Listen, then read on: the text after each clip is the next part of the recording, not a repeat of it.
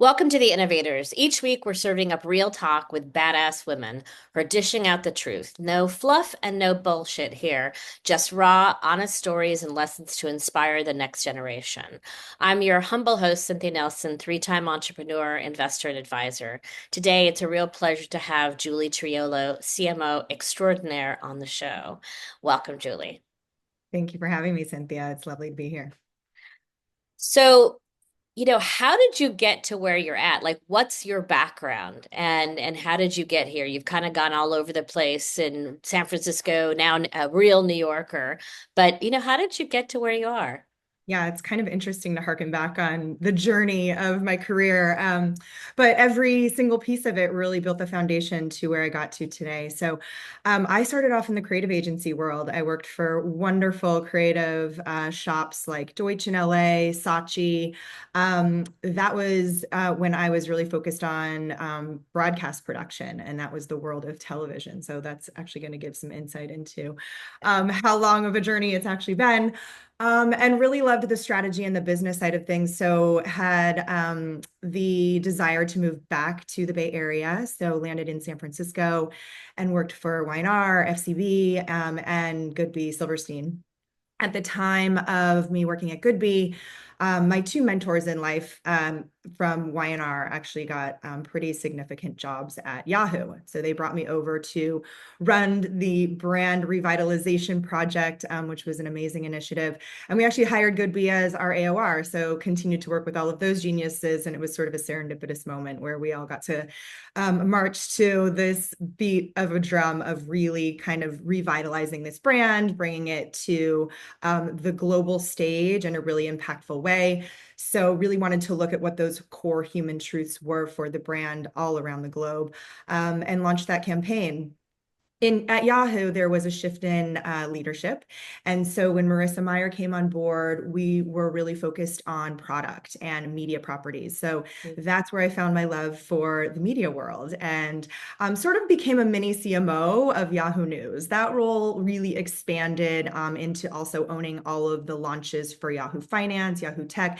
And this was the world when Katie Couric was on board, Matt Bai. We had all these amazing New York Times writers. David Pogue was leading the charge in editorial for Yahoo Tech. And so this was really where I harnessed all of my excitement around the media world. And I had always really beloved the news business. I actually had an internship in college at a local Mm, news station, so had some ambitions on the product or on the broadcast reporting side. right. And so I was really excited to be adjacent to the news category. From there, I then really wanted to explore moving to New York City. There is a huge commute from San Francisco to Silicon Valley, and I am an urbanite. And so elected to move to New York. And with that came a real focus in strategy and activation around the B2B space. So I ran all of marketing for agency development. There I met this wonderful human that ran all of agency development, and he ended up moving over to be the president of ad sales at King, Activision Blizzard. Took me with him. I was employee number one here in New York. And Wow. so we built that business from the ground up. So that was a really special time because I could sort of be an entrepreneur with Mm-hmm. a company. Mm-hmm. And so spent a couple years there, really had a desire to move back to the media space and found an opportunity to be the first product marketer ever hired at Turner. That was then transferred into WarnerMedia, that then became Warner Brothers Discovery.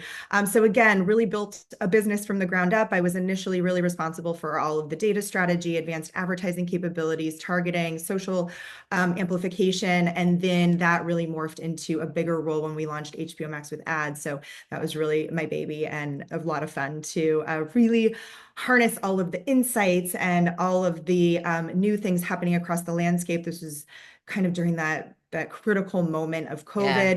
And Yeah. so we really needed to understand where consumers were at, what they were craving in the streaming space. We were one of the first in that space. And so it was an opportunity for real thought leadership as well. So That was really fun. Launched all the ad formats on that as well.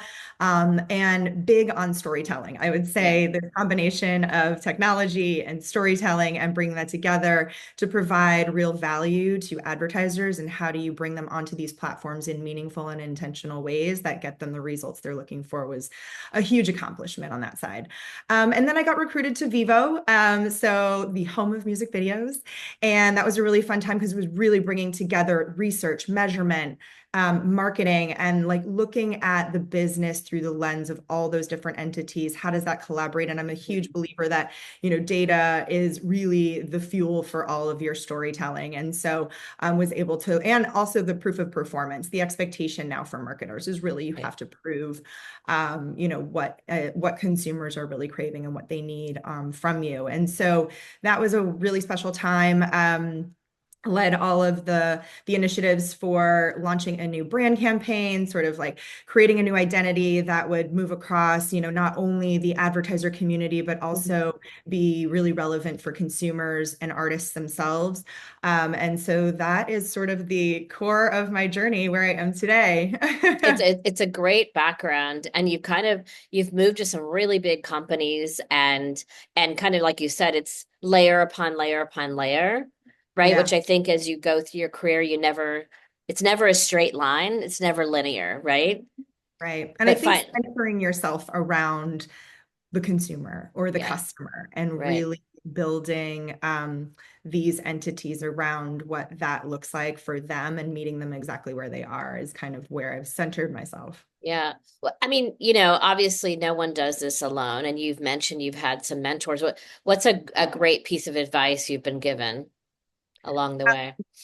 I would say stay curious is really, really important, and seize the opportunities that you're given. If you find a window of value, when you find great people you come in contact with that is amazing talent, or you're kind of struck by what they're capable of, really listen and stay curious around what they have to say. And then in some ways, I would say a lot of these opportunities I've brought, wonderful talent onto my team because I've always sort of been in this sort of lean, scrappy space where it's like, Right. okay, well, we're not sure what the definition is right now, so let's define it together.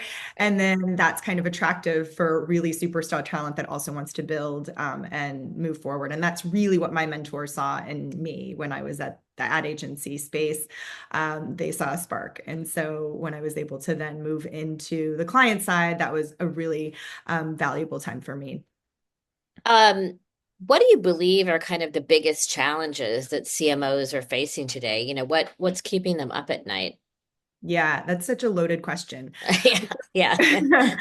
Not only CMOs, but what's keeping all of humanity Everybody up up. at Yeah, station, exactly. right? Like the Exactly. world is Yeah. on fire a little. So, I mean, I would say, again, staying centered around the customer experience is huge. I've always felt like, I guess this even goes back to when I was in college and what I really wanted to study and what inspired me, and it's psychology. And marketing is so much of psychology. And so I feel like what is so profound is when you can put a piece of collateral into the world or a message into the world and get that response Yeah. from the community that you're trying to touch or influence. And so I would say, some of the biggest challenges CMOs face is how do you do that at every touch point? Because there's so Yeah. many of them.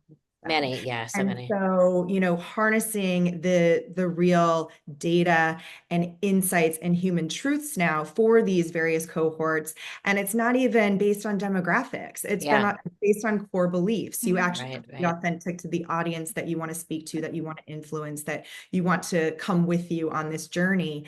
And so I think the challenge is really piecing together how, our consumers speak to us. They speak to us through our data. Yeah. And so how do then you meet them exactly where they are with the message they want, and make it emotive, but make it also authentic and believable. So all of those things together is really, kind of the big challenge. I also think with all of the new technology, obviously AI is super top of mind. How do we harness this tech?